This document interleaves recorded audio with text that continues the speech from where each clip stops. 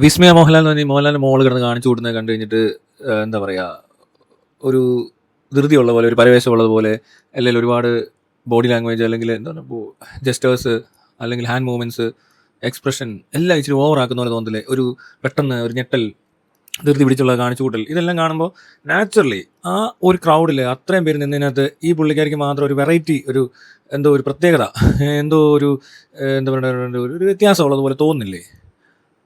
അങ്ങനത്തെ ഒരു വ്യത്യാസമൊക്കെ ഉള്ള ഒരാളെ കൊണ്ട് അഭിനയിപ്പിക്കുക എന്ന് പറയുന്നതും വലിയ ബുദ്ധിമുട്ടുള്ള ടാസ്ക് ആയിരിക്കത്തില്ലേ? ഷടാ, ഇതിപ്പോൾ എന്ത് അല്ലാതെ തന്നെ നടക്കുന്നവരെ കൊണ്ട് അഭിനയിപ്പിക്കാൻ പാട്. അപ്പോൾ ഈ കൊച്ചു ഇങ്ങനെ ബിഹേവിയർ ഉള്ള ഒരാളാണ്, അതിൻ്റെ സൈക്കോളജി ആണെന്ന് പറഞ്ഞാൽ ഏതൊരു സൈക്കോളജിസ്റ്റ് വന്നിരുന്ന് പറഞ്ഞ കേട്ടു, ഏതാണ്ട് എന്തോ ഒരു കാര്യമുണ്ട്, അങ്ങനെയുള്ള ആളുകൾ അങ്ങനെ ഒത്തിരി കൈയും കാലും ഒക്കെ എടുത്ത് സംസാരിക്കും എന്നൊക്കെ പറയുന്നുണ്ട്. ഈ അങ്ങനെ കൈയും കാലും എടുത്ത് സംസാരിക്കുന്ന ഒരാൾക്ക് അഭിനയിക്കുന്ന സമയത്ത് എന്തോരം ബുദ്ധിമുട്ടായിരിക്കും. അപ്പോൾ അയാൾ ഉറപ്പായിട്ടും എന്തൊക്കെ ക്യാരക്ടർ ആയിരിക്കും ചെയ്യാൻ പറ്റുന്നത്? എന്ത് ബുദ്ധിമുട്ടായിരിക്കും അല്ലേ?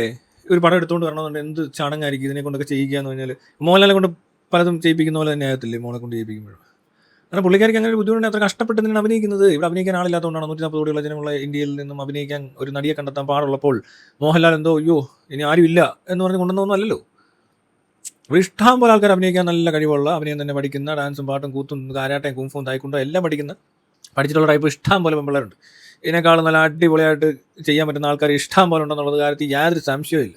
എന്നിട്ടും ഇവരുടെ ഈ പണവും പവറും ഒക്കെ ഉപയോഗിച്ച് സ്വന്തം മോളുടെ പടത്തിന് ഇത്രമാത്രം പ്രൊമോഷനും കൊടുത്ത് തിയേറ്ററിൽ വന്ന് കയറിയിട്ട് 1 മണിക്കൂർ കഴിഞ്ഞപ്പോൾ ആൾക്കാർ ഇന്ന് ഇറങ്ങിപ്പോയ അവസ്ഥ വരെ ഉണ്ടാക്കിയെടുത്തിട്ട് 40 വർഷം എന്തോ സിനിമയിൽ ഉണ്ടാക്കുവാണെന്നൊക്കെ പറയുന്നത് ഈ മോഹൻലാലിനൊക്കെ നാണമില്ലേ ശരിക്കും? എന്തിനാണ് നിങ്ങൾക്ക് ഇത്ര എന്താണ് ഇതിൻ്റെ ആവശ്യം? എനിക്ക് മനസ്സിലാകുന്നത്. കൊച്ചിന് സിനിമ അഭിനയിക്കണമെന്ന് പറഞ്ഞോ, അതിന് ഭയങ്കര ആഗ്രഹമായിരുന്നു. അപ്പോൾ ഒരു സിനിമ അഭിനയിപ്പിച്ചേക്കുക, അപ്പനൊക്കെ ഇത്ര വലിയ പവർഫുൾ ആൾക്കാരല്ല, എന്നാൽ പിന്നെ നമ്മുടെ വീട്ടിൽ കുടുംബസ്വത്താണല്ലോ സിനിമ, നമ്മുടെ കുടുംബസ്വത്താണല്ലോ തിയേറ്റർ, നമ്മുടെ കുടുംബസ്വത്താണല്ലോ എല്ലാം. അപ്പോൾ അങ്ങനെ പറയുമ്പോൾ ശരി എളുപ്പമുണ്ടല്ലോ, അങ്ങനെ ചെയ്യിട്ടായിരിക്കും അല്ലേ? അല്ലാതെ ഇതിനെന്ത് വേറെ എന്ത് ഇതിനൊക്കെ പറയാനുള്ളത്? എനിക്കൊന്നും മനസ്സിലാകുന്നില്ല. ഈ കലയെന്ന് പറയുന്ന സാധനമായിട്ട് യാതൊരു ബന്ധവും ഈ കൊച്ചിനൊന്നും ഉള്ളതായിട്ട് തോന്നുന്നില്ല. ഇത്രയും വലിയ മോഹൻലാലിൻ്റെ മകളായിട്ട് അവൾ ആകെ പഠിച്ചേക്കുന്നത് തടി കുറയ്ക്കാനായിട്ട് തായ്ലൻഡിൽ പോയി തൈക്കൊണ്ടോ പഠിച്ചത് ഞാനൊക്കെ പറയുന്നുണ്ട്. പക്ഷേ അവിടെ ചെന്ന് കഴിഞ്ഞാൽ ട്രെയിനിങ് കൊടുക്കും. 5-6 മാസം ആരെ പിടിച്ച് ട്രെയിൻ ചെയ്യണമെങ്കിൽ അവർ ട്രെയിൻ ചെയ്യും. കാശുള്ള ആളാണ്. കാശ് കൊടുത്താൽ ഇതൊക്കെ കാണിക്കും. കുറച്ച് ആളെയും ഇച്ചിരി വണ്ണം കുറയോ കാല് പൊക്കി തൊടിക്കാനോ ഒക്കെ പറ്റുമായിരിക്കും.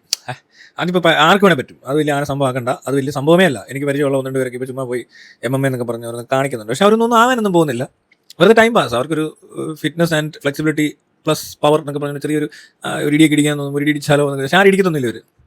അപ്പോൾ അങ്ങനത്തെ പരിപാടിയായിട്ട് ഒത്തിരി പൈസ ഉള്ള ആൾക്കാർ ഇപ്പോൾ ഇറങ്ങിയിരിക്കുന്നുണ്ട്. മെൻ്റൽ ഹെൽത്തുമായിട്ട് ബന്ധപ്പെട്ട് റിലീഫ്, പിന്നെ മറ്റേ എന്താ പറയുക, ട്രോമയൊക്കെ കഴിഞ്ഞിരിക്കുമ്പോൾ ഒരു ഹീലിംഗ് എന്നൊക്കെ പറയുന്നത് കുറേ ആൾക്കാർ അങ്ങനെയും ചെയ്യുന്നുണ്ട്. അപ്പോൾ ഈ ഡോപ്പമിൻ ഒന്ന് ഇടിച്ചിട്ട് നിൽക്കും, അഡ്രിനാലിൻ റഷ് ഉണ്ടാവും. അങ്ങനെ കുറച്ച് ഈ പറഞ്ഞ പോലെ കെമിക്കൽ ഇംബാലൻസ് ഉള്ളവർക്ക് വേണമെങ്കിൽ ഒന്ന് ബാലൻസ് ചെയ്യാൻ പറ്റും, അതും അല്ലെങ്കിൽ റിലീഫ് കിട്ടും എന്നൊക്കെ പറയുന്ന തരത്തിലുള്ള പരിപാടികൾ അവതരിപ്പിക്കാൻ ഒരുപാട് പേര് ഇപ്പോൾ രംഗത്തുണ്ട് എന്നാണ് ഞാൻ മനസ്സിലാക്കാൻ സാധിച്ചത്. അതുപോലെ എന്തെങ്കിലും പ്രശ്നം പെട്ടിച്ചിട്ടാണോ ഈ കുട്ടി പോയി തായ്ലൻഡിൽ ചെന്ന് തായ്ക്കൊണ്ട് പഠിച്ചതെന്ന് നമുക്കറിയത്തില്ല. അതിന് വണ്ണം കുറയ്ക്കണമെന്നൊക്കെ ആയിരുന്നു എന്നാണ് കൊച്ചു പറയാൻ 100 കിലോ വരെ വാരുമെന്നൊക്കെ പറയുന്നുണ്ട്. പക്ഷേ ഇത്രയും കൊല്ലം ജീവിച്ച ഒരാൾ, 10-35 വയസ്സുണ്ട് പെൺകുട്ടിക്ക്. പെൺകുട്ടി എന്ന് പറയാൻ പോലും പറ്റില്ല. ആ സ്ത്രീ, ഒരു 35 വയസ്സുള്ള ആ സ്ത്രീയെ ഇങ്ങനെയൊക്കെ അവതരിപ്പിച്ചത് അത്ര രസകരമായ ഒരു പരിപാടിയല്ല. കഴിവുള്ളൊരു കൊച്ചാണ്. നേരത്തെ ആ കൊച്ചു സിനിമ കയറിയാണ്, മോഹൻലാലിൻ്റെ മോളൊക്കെയാണ്.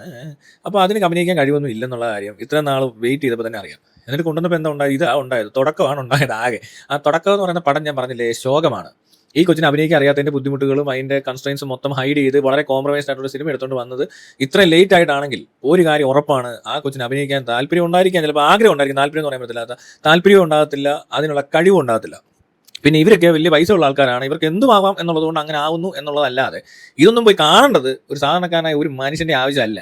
അത് അയാൾക്ക് പൈസ ഉള്ളതുകൊണ്ട് അയാളുടെ മോക്ക് ഒരു ഗിഫ്റ്റ് കൊടുക്കുന്ന പോലെ അയാൾ വല്ല എന്താ പറയേണ്ട ഒരു സിനിമ എടുത്തു, ആരെങ്കിലും വിളിച്ചുകൊണ്ട് അവന്മാർക്ക് പൈസ കൊടുത്തേക്ക് ഇത്ര വേണ്ട, ഇത്രയല്ലേ ഉള്ളൂ, ചെറിയ ചിലവരൊക്കെ എടുത്തേക്കണം, എന്നിട്ട് ചുമ്മാ മാർക്കറ്റിംഗ് ചെയ്ത് കുറേ കാശ് അതിനകത്ത് പൈസ കിട്ടി കാണാൻ ലാഭമാണ്, അവർക്ക് ലാഭമാണ് കച്ചവടം, യാതൊരു സംശയമില്ല. കാരണം ഇത്രയും മാർക്കറ്റിങ്ങിന് ഒരു 50 ലക്ഷം രൂപയുടെ പടവും 50 ലക്ഷം രൂപയുടെ മാർക്കറ്റിംഗ് ചെയ്ത് കഴിഞ്ഞാൽ ഒരു 2-3 കോടി ഉറപ്പായിട്ടും കിട്ടും. 3 അല്ല അധികമുള്ള പൈസ ഇവർക്ക് ഭയങ്കര ലാഭമാണ് ഇവരുടെ കച്ചവടം. ഇപ്പോൾ അത് മനസ്സിലാകുന്നുണ്ട്. പന്ന പടമായിരിക്കും, പ്രത്യേകിച്ച് വലിയ സിനിമാറ്റിക് സംഭവങ്ങളൊന്നും സിനിമ കാണത്തില്ല. ഒരു സീൽ എടുക്കുന്ന പോലെ ആ ജിത്തു ജോസഫ് ഒക്കെ എടുത്തുകൊണ്ട് വരുന്ന പോലത്തെ ഒരു നമ്പർ ഉണ്ട് ഇതിനകത്ത്. ഇപ്പോൾ ഇത് പക്ഷേ ഒരു ഭയങ്കര നമ്പറാണ്. മോഹൻലാലിൻ്റെ മോള് വരുന്നതുകൊണ്ട് എന്തെങ്കിലും ഒരു കഥ മതി. അപ്പോൾ വലിയ തെരുവിളി കേൾക്കാൻ പറ്റാത്ത രീതിയിലത്തെ കഥകൾ, അല്ലെങ്കിൽ വലിയ അഭിനയ സാധ്യത ഇല്ലാത്ത കുറേ സീൻസ് ഒക്കെ അങ്ങോട്ട് കൊടുത്തു കഴിഞ്ഞാൽ ഇത് വേണേൽ ആറാട്ടനെ കൊണ്ടോ അലിൻ ജോസ് പെരേരയെ കൊണ്ടൊക്കെ സാധിക്കും. പക്ഷേ ആറാട്ടൻ്റെ അച്ഛൻ മോഹൻലാലല്ല, അല്ലെങ്കിൽ ആറാട്ടൻ്റെ അലിൻ ജോസിൻ്റെ അച്ഛൻ മമ്മൂട്ടിയുമല്ല. അതുകൊണ്ട് എല്ലാവരും കാണാമെന്ന് ഇവിടെ മോഹന തീപ്പ് ഒരു സിനിമ ഇറങ്ങിയാണ്. ആറാട്ടനും അലിൻ ജോസൊക്കെയാണ് ഇതിലും നല്ലതാണ്. ഇതിനൊക്കെ സൂപ്പറായിട്ട് അഭിനയിക്കും. എന്തോ കുറച്ച് കാശ് മുടക്കാവും, ഞാൻ കാണിച്ചു തരാം ആറാട്ടനെ കൊണ്ടൊക്കെ അഭിനയിപ്പിക്കുന്നത്. ഇത്ര തന്നെ മുടക്കിയാൽ മതി. സൂപ്പർ പടം എടുത്തു തരാം. ആക്ഷനൊക്കെ എന്ന് വെച്ചാൽ പാലിൻ ജോസൊക്കെ പറന്നായിരിക്കും അടിക്കുന്നത്, അടിച്ച് തെറിപ്പിക്കുക. അവൻ്റെ മുഖത്ത് ആ സാധനം വരുന്നതുകൊണ്ട് അതൊരു ദേഷ്യം വരുമ്പോൾ അതൊക്കെ ക്ലോസപ്പ് ആയിട്ട് അങ്ങോട്ട് എടുത്ത് ബിഗ് സ്ക്രീനെ കാണിച്ചോണ്ടല്ലോ ദിലീപൊക്കെ ഓടും കണ്ടം വഴി.